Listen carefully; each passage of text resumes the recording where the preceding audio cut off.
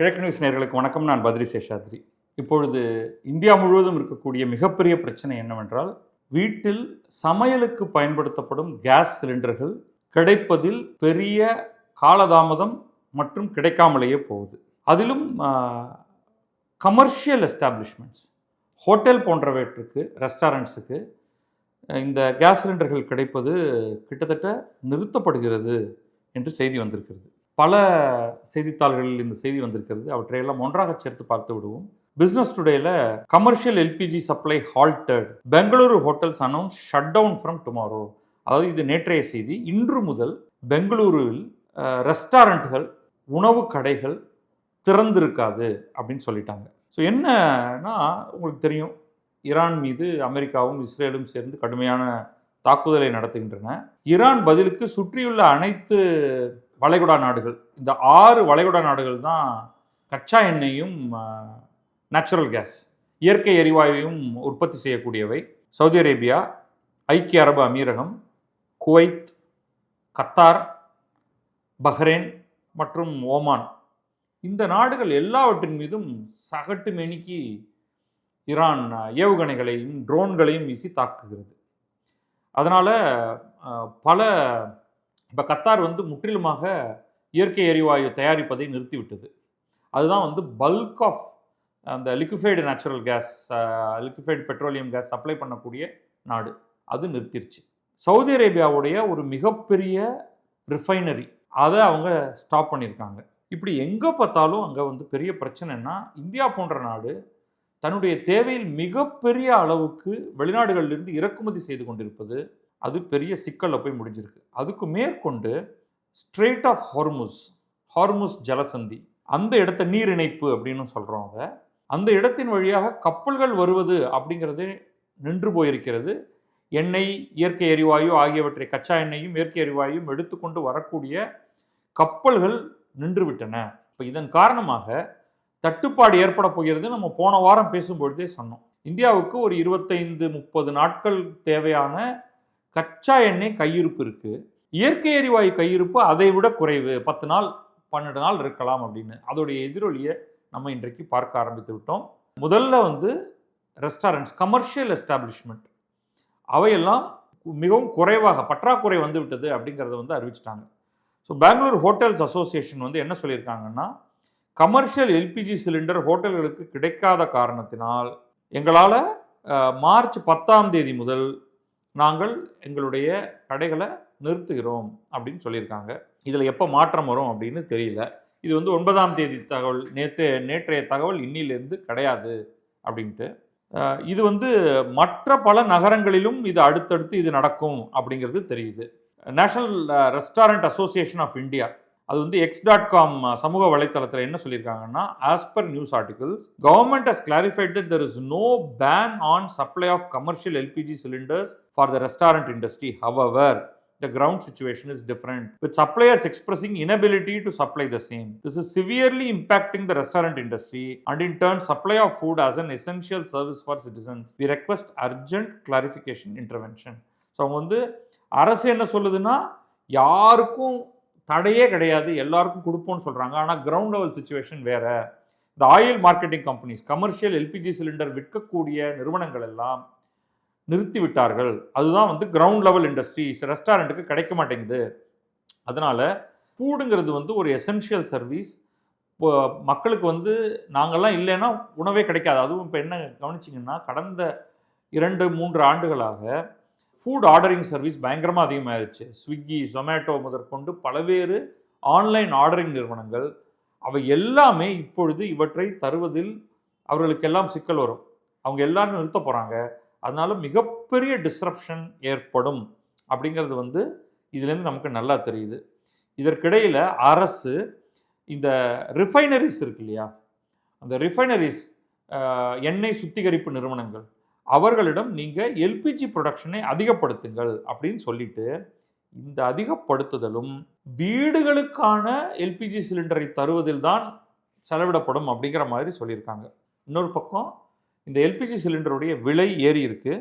60 ரூபாய் மார்ச் 7ஆம் தேதி அன்னைக்கு 60 ரூபாய் சிலிண்டருடைய ஒரு சிலிண்டருடைய விலையை ஏற்றிருக்காங்க. ஏற்கனவே சென்ற ஆண்டு ஏப்ரலில் ஒரு 50 ரூபாய் ஏற்றிருந்தாங்க, இப்போ ஒரு 60 ரூபாய் ஏற்றிருக்காங்க. அதே சமயத்தில் 21 நாட்களுக்கு ஒரு தடவை நீங்கள் வந்து கேஸ் சிலிண்டர் ஆர்டர் பண்ணலாம், புது கேஸ் சிலிண்டர் ஆர்டர் பண்ணலாம்னு சொன்னதை 25 நாட்கள் அப்படின்னு ஒரு 4 நாள் தள்ளி போட்டிருக்காங்க. அதை இப்போ இன்றைக்கு நீங்கள் ஒரு சிலிண்டர் புக் பண்ணுறீங்கன்னா அடுத்த சிலிண்டரை 25 நாட்கள் கழித்து தான் புக் பண்ண முடியும். ஆனால் 25 நாள் கழித்து நீங்கள் புக் பண்ணும்போது உங்களுக்கு சிலிண்டர் கிடைக்குமா அப்படின்னா தெரியாது. பல வீடுகள் 55 நாட்களுக்கு ஒரு முறை கேஸ் சிலிண்டர் புக் பண்ணுறவங்கெல்லாம் இப்போ ஹோல்டிங் பண்ணுறதுக்கு 15 நாட்களுக்குள்ளேயே புக் பண்ணுறாங்க என்று தகவல் கிடைச்சதுனால இதில் சில மாற்றத்தை செஞ்சுருக்காங்க. இதுக்கு நடுவில் ministry of petroleum and natural gas ட்விட்டரில் ஒரு மெசேஜ் ஒன்று போட்டிருக்காங்க x.comல. இப்பொழுது நடந்து கொண்டிருக்கக்கூடிய current geopolitical disruptions, Iran போர் காரணத்தினால எரிபொருள் கிடைப்பதில் சிக்கல் இருக்கிறது, முக்கியமாக எல்பிஜி சப்ளையில் பிரச்சனை இருக்குது. அதனால் நாங்கள் வந்து எண்ணெய் சுத்திகரிப்பு நிலையங்களை அதிகமாக எல்பிஜியை ப்ரொடியூஸ் பண்ணி அப்படி கிடைக்கக்கூடிய அதிகமான ப்ரொடக்ஷன் எல்லாவற்றையும் வீடுகளுக்கு தருவதில், பாருங்க எல்லா வார்த்தையுமே வீடுகளுக்கு தருவதில் ஃபோக்கஸ் பண்ணுகிறோம் அப்படின்னா ரெஸ்டாரண்ட்டுக்கு தருவதில் என்ன நடக்க போகிறது அப்படிங்கிறது இருக்கு. Priority is for domestic LPG supply to house holds along with 25-day interbooking period to avoid hoarding and black marketing. Non-domestic supplies from imported LPG is being prioritized to essential non-domestic sectors. இப்போ என்ன சொல்கிறாங்கன்னா, நம்முடைய நாட்டில் உற்பத்தி செய்யக்கூடிய அதிகமான LPG எல்லாவற்றையும் வீடுகளுக்கும் வெளியிடங்களிலிருந்து இறக்குமதி செய்யக்கூடியவற்றை ஹாஸ்பிட்டல்ஸ், எஜுகேஷன் இன்ஸ்டிடியூஷன்ஸ் ஆகியவற்றுக்கும் தரப்போகிறோம் அப்படின்னு சொல்லியிருக்காங்க. இதுக்கிடையில் வந்து நம்மை சுற்றி இருக்கக்கூடிய நாடுகள் பாகிஸ்தான், இலங்கை, வங்கதேசம் 3 நாடுகளிலுமே ஆல்ரெடி சிக்கல் வர ஆரம்பிச்சிருச்சு. பாகிஸ்தானில் அவங்க வந்து 2 வாரத்துக்கு லீவ் விட்டுட்டாங்க ஸ்கூல்ஸ்க்கெல்லாம், ட்ராவலை குறைக்கணும், எரிபொருள் பயன்பாட்டை குறைக்கணும்னு. இலங்கையில் விலை கடுமையாக உயர்ந்திருக்கு. இந்தியாவில் இப்பொழுதைக்கு பெட்ரோல் டீசல் விலையை அப்படியே வச்சுருக்காங்க. இயற்கை எரிவாயு முக்கியமாக குக்கிங் கேஸோடைய டொமஸ்டிக் சப்ளை ப்ரைஸ் அதிகப்படுத்தியிருக்காங்க. பங்களாதேஷுக்கு ஆஸ் ஆஃப் நோ நம்ம வந்து இன்னும் டீசல் சப்ளை பண்ணிகிட்ருக்கோம். இது தொடருமா அப்படிங்கிறது தெரியல. இந்த கான்ஃப்ளிக்ட் வந்து பல்வேறு பிரச்சனைகளை ஏற்படுத்தியிருக்கு அப்படிங்கிறத நம்ம நன்றாக பார்க்கிறோம். எங்கேயோ நடக்கிற பிரச்சனைனாலும் அது நம்மளை எப்படி தொடுதுன்ட்டு. இதற்கிடையில் இந்திய அரசு எஸ்மா என்னும் சட்டத்தை, எசென்ஷியல் கமாடிட்டிஸ் ஆக்ட் அப்படிங்கிறத அவர்கள் அப்ளை பண்ணியிருக்காங்க. அதாவது இதுபடி என்னென்னா, uninterrupted supply of domestic cooking gas கிடைக்க வேண்டும் என்ற காரணத்துக்காக எண்ணெய் சுத்திகரிப்பு நிலையங்களையும் பெட்ரோகெமிக்கல் யூனிட்டுகளையும் மிக அதிகமாக எல்பிஜியை ப்ரொடியூஸ் பண்ணுங்க அப்படின்னு சொல்லிட்டு யார் யாரிடம் எவ்வளவு கையிருப்பு இருக்குது அப்படிங்கிற தகவல்கள் எல்லாத்தையும் தொடர்ந்து அரசுக்கு கொடுத்து கொண்டிருக்க வேண்டும் அப்படிங்கிறத அவங்க தெரிவிச்சிருக்காங்க. யாரும் எந்த காரணத்துக்காகவும் இதை பதுக்கி வைத்து விலையை அதிகரிக்கக்கூடாது அப்படிங்கிறது தான் அவர்களுடைய நோக்கமாக இருக்குது. பட் உண்மையிலேயே சப்ளைங்கிறதுலேயே பெரிய ப்ராப்ளம் இருக்குது. இதற்கிடையில் இந்தியா வந்து ரஷ்யாட்ட பேசிக்கிட்டு இருக்குது.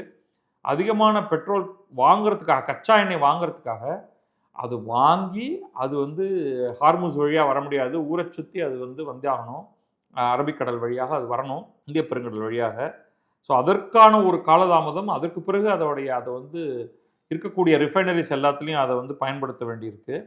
ஸோ இதன்படி என்னென்னா வந்து சென்ட்ரல் கவர்மெண்ட்டுக்கு தகவல், every producer, importer, transporter, marketer or distributor of natural gas, including LNG and regasified LNG, has been asked to furnish information relating to production, import, stock, allocation, supply and consumption to the central government or to any officer authorized by it.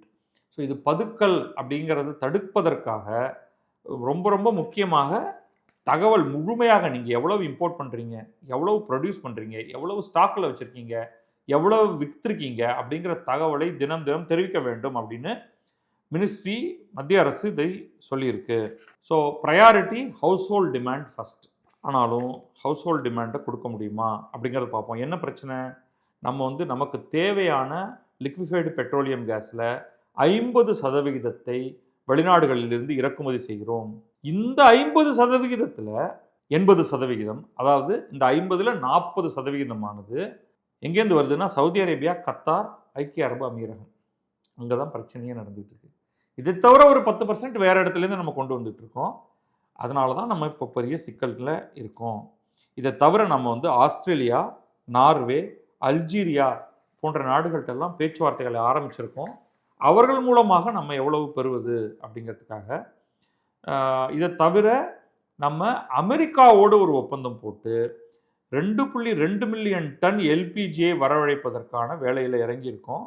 அது கிடைச்சதுன்னா அது வந்து நமக்கு அப்போ கூட அது வந்து 10% தான். நம்முடைய நாட்டுடைய மொத்த தேவையில் 10% தான் இந்த 2.2 மில்லியன் டன்ஸ் வரவழைத்தாலும் அது அமெரிக்காவோட நம்ம பேசிகிட்டு இருக்கோம். இது எல்லாமே ஜனவரி 2026 ஆரம்பிச்சிருக்கு. பட் அது நமக்கு கப்பல் வழியாக அது வந்து சேரணும். அது எப்போ வந்து சேரும் அப்படிங்கிறது தெரியல. பட் ஷார்ட்டேஜ் வந்து பல மாநிலங்களில் ஆரம்பிச்சிருச்சு. பீகார், மகாராஷ்டிரா, பஞ்சாப் இந்த மாநிலங்கள் எல்லாமே ஷார்ட்டேஜ்னு சொல்கிறாங்க. கர்நாடகா ஏற்கனவே பெங்களூரில் உணவகங்கள் எல்லாமே நாங்கள் இன்று முதல் வேலை நிறுத்தம் செய்கிறோம். வேலை நிறுத்தம் இல்லை, கடையை மூடுகிறோம் அப்படின்னு சொல்லியிருக்காங்க. விரைவில் சென்னையிலும் இதே நிலை ஏற்படலாம். இதுதான் வந்து இன்றைக்கு ஸ்டேட்டஸ். கூடவே இன்னும் ஒரு ஸ்டேட்டஸ் பார்த்துருவோம். கச்சா எண்ணெயோடைய விலை $100 மேல் போய்விட்டது. முதல் முறையாக 4 ஆண்டுகளுக்கு பிறகு. கடந்த 4 ஆண்டுகளில் $100 கீழே இருந்த கச்சா எண்ணெயின் விலையானது இப்போ $100 மேலே போயிடுச்சு. அதோடைய ஹையஸ்ட் இது $119 பெர் பேரலுக்கு வந்துட்டு கொஞ்சம் குறைஞ்சி $102 இப்பொழுதைக்கு விற்பனை ஆகிட்டு இருக்கு. இது மாதிரி எல்லாமே இந்த $110, $115, $120 கிட்டத்தட்ட வந்துட்டு இப்போ $100ங்கிற ரேஞ்சில் நேற்றைக்கு இருக்கு. இன்னைக்கு பார்த்தா அது அதுக்கு மேலே போயிருக்கலாம். இதுதான் இன்றைய நிலை.